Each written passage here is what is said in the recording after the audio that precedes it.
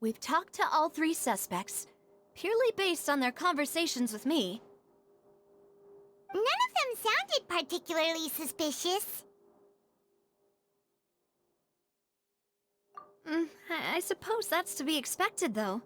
If a single conversation's all that's needed to find them out, then my father wouldn't have needed to investigate the case for so many years. Anyway, even though we didn't make a breakthrough, let's still compile what we were able to find.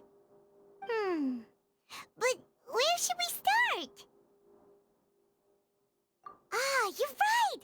Flora mentioned that Callus probably only ended up with the gun because of circumstance. That makes sense. According to Jacques' family members, he already told them that he had been discovered, and that he had no choice before he left home that day. If I had to guess, he probably received an order from the synth boss to kill my father. Had he refused, he and his family's lives would have been forfeit. So, Jacques fired the first shot?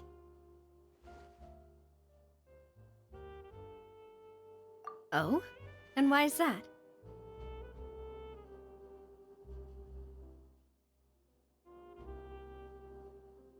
Ooh, that's a good point. Jacques probably already knew that he was just being used as a tool for murder. And once he had completed his mission, he'd be of no more use to his boss. So, what would make more sense from his perspective would be to turn his back on the Order and seek protection from my father. Makes sense. But without evidence, that's still just a theory. Besides Jacques, the attack from the Gardamex has been bothering me quite a bit as well. It's obvious that our enemy has become more antsy after the secret of the primordial seawater was revealed. Do you think he knew, even then, that we'd follow this lead to the end? Given everything that's happened since, it's quite possible. But who among the three suspects would have the ability to control privately owned Gardamex?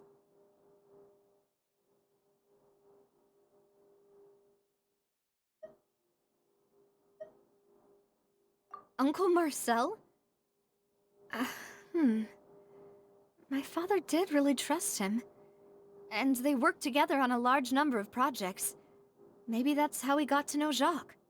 And with funds from the Confrérie, he could also afford a large number of Gardamex. It's still really hard for me to imagine, though. After all, Uncle Marcel has been around since I was just a child. Also, wouldn't this mean he has been spending a whole lot of mora and energy to fight his own synth business?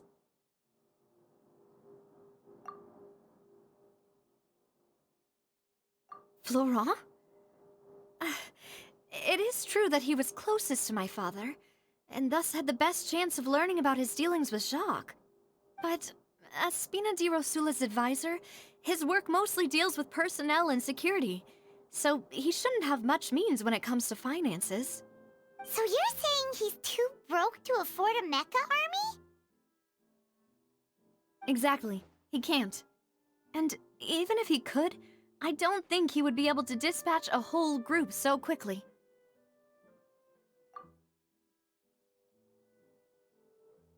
Thierry, you say?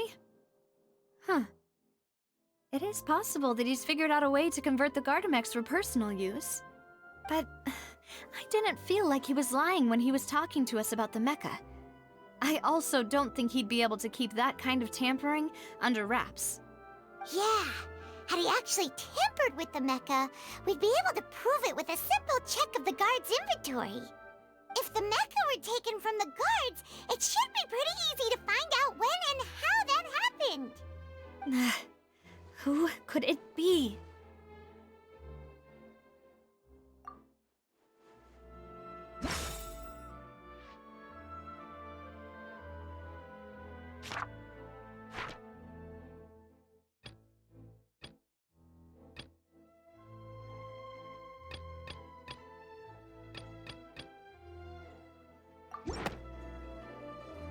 You know, if you think everything through, Uncle Marcel is indeed the most suspicious of them all. Could we be missing other suspects? Malus didn't know about the people turning into water thing when he narrowed it down to these three, did he? Malus has always been very reliable, and his judgment of others' trustworthiness has been fair and well considered. When he laid out his case for the three, the rationale he gave me made a lot of sense as well.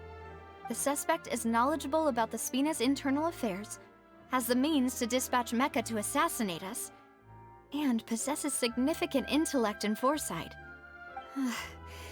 Even if I don't want to believe it, I'm starting to see how things could all tie back to Uncle Marcel. Well, we still have another trump card on top of all the theorizing and speculating. Yes, Malus did say that charging straight in there would be extremely risky, but we don't have any other options right now. We need far more solid proof before we can hope to go charging in on our enemy. Navia, here you are. Oh, I've been looking for you. Huh? Aren't you the guy from the guards? Did something happen? Yeah. News came from Irenaeus just after you left. We've got another trial on our hands. Wasn't that place built specifically for holding trials? What's so newsworthy about this one? I know. But they said the person they're putting on trial is a Fatui harbinger called Tartaglia. What? Is that someone you know?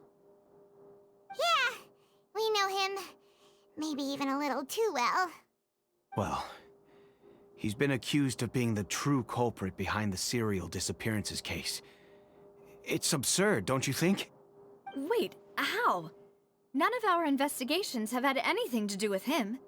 That's what I thought was strange about it, so I came to tell you the news right away. If the charge against him stands, then it'll be next to impossible to get the guards to support any of our planned investigations. Right, because they'll think they've already found the culprit. Yeah, and it'll be a lot harder then to clear Mr. Callus's name. I understand. Well, partner, what do you think we should do? We still haven't found any conclusive evidence.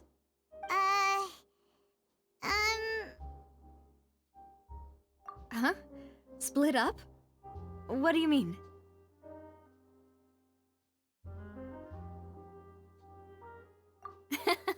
Just as expected of my partner. Since this is a trial about the serial disappearances case, the culprit's attention will be focused on Irenaeus, leaving his home base wide open. You're right.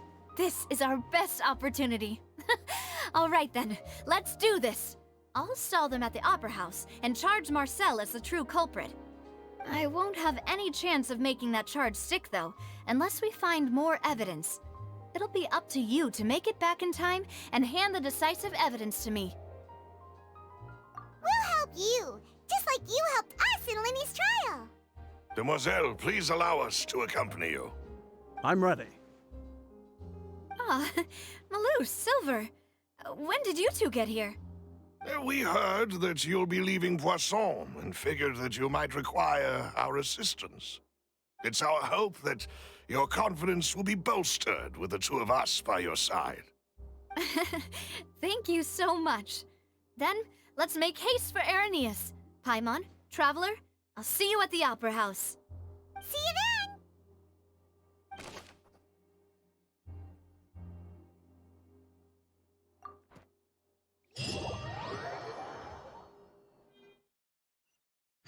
Now that Navia has set out for Irenaeus, we should also get going. The location has already been marked on the map, so let's head over.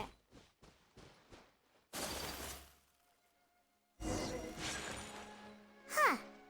According to Malus's info, the synth production base is underwater.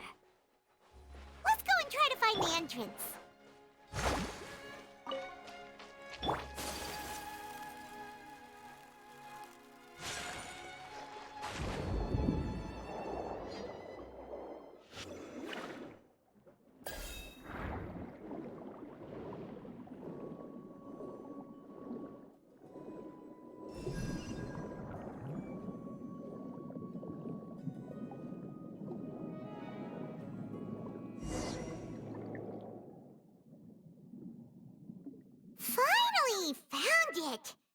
Huh.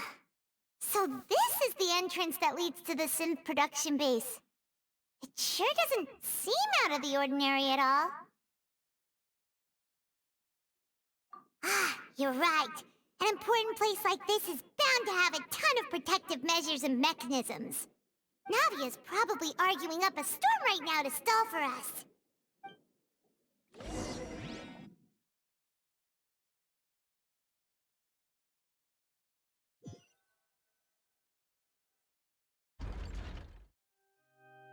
It would appear that I must repeat my question again, Mr. Tartaglia.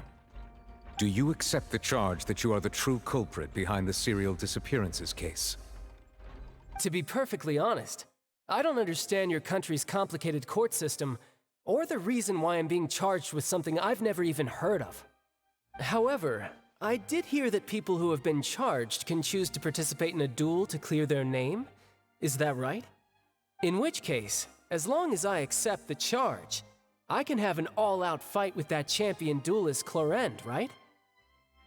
I've got to admit, that's one of the most enticing offers I've ever received. When I privately sparred with her last time, she was obviously holding back. Real disappointing. Hey! Don't you understand? You're currently the prime suspect for a major case. This isn't the place for you to be looking for fights. Oh? Sounds like the Hydro Archon wants to lecture me on the ways of the Opera House. Then why don't you duel me too? I'm the kind of student that learns best in the heat of battle. No. That's not what I meant. Alas, it would appear that communication with the defendant is going poorly, and we have made very little progress. In that case, let me explain everything from the very beginning again. The goal of this trial is to determine the culprit behind the serial disappearances case. That case had nothing to do with him! You've got the wrong man! Huh? What's going on? Why is she interjecting again? I told you it couldn't be one of the Fatui Harbingers. Miss Navia, this is the second time you've interrupted the court proceedings. I only tolerated your behavior last time because you were able to provide the court with a key eyewitness. But that was an exception rather than standard court protocol. I can very well charge you with contempt of court for your interjections. Oh, please. Did you ever think I had any respect for this place's pointless theatrics? We can put that discussion aside for now. I'm not here to argue with you. I'm here to charge the true culprit behind the serial disappearances case. And if my charges prove true, then Tartaglia here will be proven innocent by default, correct? Oh, a young lady has charged in and offered to clear my name. How fascinating. Well, I'd gotten half bored to death by all these rules and procedures anyway, so I'll take you up on that offer. So, Your Honor, is there nothing else for me to do now? You may take a seat for now in the audience, but that doesn't mean the suspicions against you have been lifted. Now then, Miss Navia, who is the person you would like to charge instead? That person is...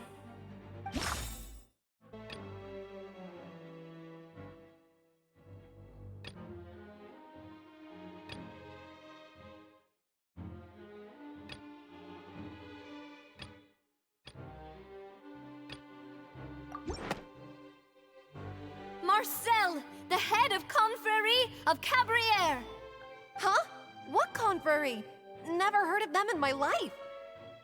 I've heard of them, but weren't they Spina di Rosula's sister organization? Oh, is this going to be a friends to enemies type situation? Please let me remind you, Miss Navia, that charging someone is an incredibly serious matter. Committing to the charge also means taking on the legal responsibilities associated with it. And if the charge fails, depending on the circumstances, you may also be charged with the crime of making a false accusation. Knowing this, do you still wish to charge this man? Yes, I do. In that case, I declare the charge to be valid.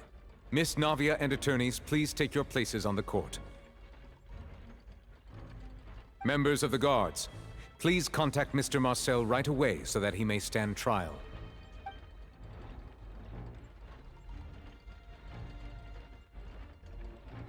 Mr. Marcel, you will not require an attorney. Is that correct? Apologies. It all just happened so quickly. I still haven't figured out what's going on. I think an attorney won't be necessary. This is probably just a misunderstanding between me and Navia. Very well.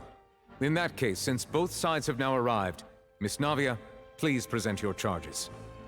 I would like to take everyone back to 3 years ago, to the case of Callus the Unfaithful. Only through elucidating what really happened in that case can we connect all the dots for the serial disappearances case. Navia, do you really think that I was the one who killed your father? Come on, why would I do that? Callus was my benefactor, and remember, both you and I only ran to the scene when we heard the sound of a gun. If that's enough to make me a suspect, wouldn't that make everyone at that banquet a suspect as well? I think there's no point in getting into the specifics right now. The audience doesn't even have the big picture yet. Even I'm struggling to remember some details of that case.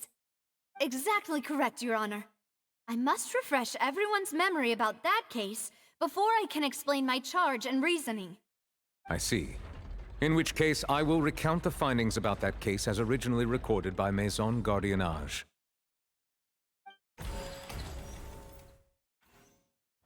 On the day of the murder, Spina di Rosula hosted a large banquet in a countryside estate owned by the Confrérie of Cabrières. During the banquet, all attending guests heard 2 gunshots from the courtyard. When the guests arrived at the scene, they found the primary suspect, Callus, holding a gun, while his acquaintance, Jacques, lay dead from a gunshot wound. The guards' investigation did not recover any other firearms from the scene. As a result, they concluded that the suspect's first shot must have missed, while the second must have taken Jacques' life. The suspect did not dispute this conclusion, and also declined to defend himself in court. Instead, he chose to prove his innocence through a duel. Callus was defeated by champion duelist Clarande in the ensuing duel, and soon succumbed to the injuries. These are the known facts about the case.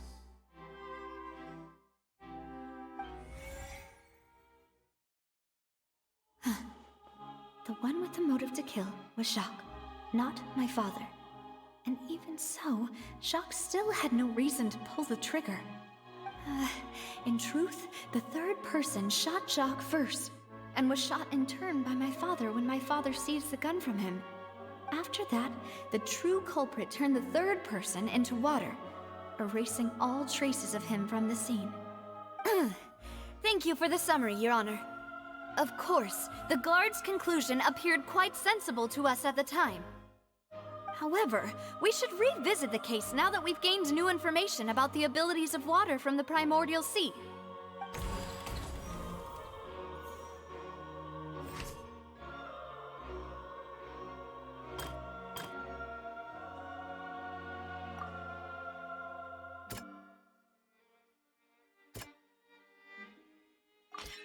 The testimony of the victim's family confirms that Jacques had thoughts of assassinating Callus when he set out for the banquet. However, in the end, he reconsidered, and instead shared everything with Callus, hoping to seek the latter's protection. Unfortunately for Jacques, the true culprit had already considered this possibility, and had sent out another assassin.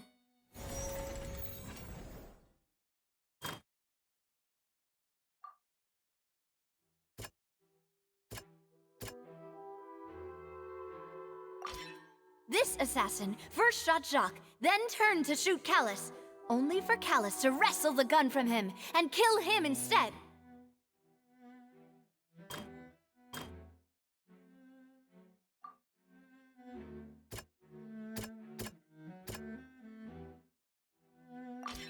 A pile of clothing was found at the scene. The guards once believed they were used by Jacques as a costume to disguise himself. But now, it is clear that the clothes were proof that there was a third person at the scene, and that they were turned into water after committing the murder. Since it was raining that day, the culprit was confident that they could use the rain to wash away all traces of their dissolved accomplice. Realizing this, the true culprit caused the hired assassin to dissolve into water, leading everyone to believe Callus was responsible for Jacques' murder. This is the true version of events.